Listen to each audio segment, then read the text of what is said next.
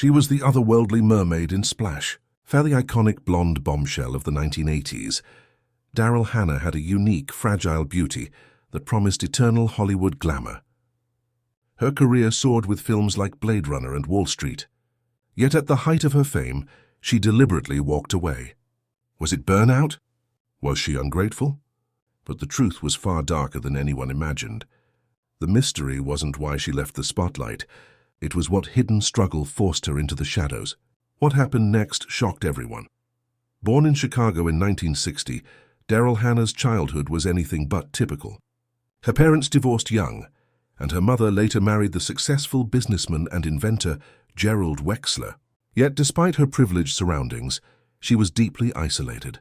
From a young age, she struggled with crippling shyness and what was later identified as Asperger's syndrome. Social interactions were a puzzle. The acting ironically offered a sanctuary, a chance to step outside her own anxiety.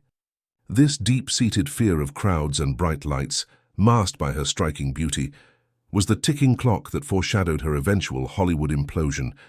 The career was flawless. After Splash, in 1984, she became an instant global celebrity. But the fame exacerbated her inner turmoil. The constant flashing bulbs, the demands of publicity tours, and the superficiality of the industry were suffocating.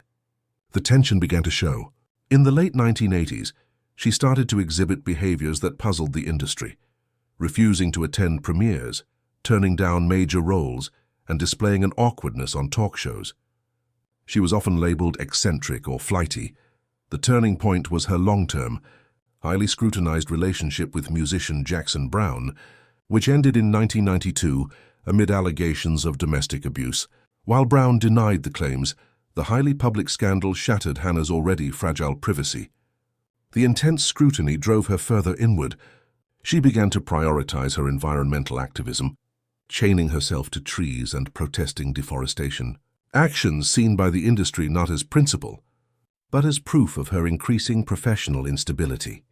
The peak dramatic moment was her deliberate step back from blockbuster cinema in the 1990s, becoming an activist first and an actress second. She was effectively blacklisted by major studios who viewed her arrests at protests and her unconventional lifestyle as a liability. The revelation was not a scandal, but a confession. The constant, terrifying sensory overload of fame was too much for a person struggling with undiagnosed Asperger's. She couldn't sustain the facade. The Hollywood machine demanded a perfectly polished public image, but Hannah's internal world was one of chronic anxiety. Her activism became her true role, a desperate, passionate attempt to find meaning outside the cruel, judging gaze of Tinseltown. She chose self-preservation over stardom. Daryl Hannah eventually found redemption and recognition in the quiet dignity of her convictions. Her role in Kill Bill 2003, as the one-eyed assassin Elle Driver, was a potent, surprising comeback, reminding the world of her electrifying screen presence. Later, her marriage to music legend Neil Young cemented her life outside the Hollywood glare. She continues her environmental work, a lifelong dedication that has defined her post-fame existence. Her story is a poignant, powerful lesson.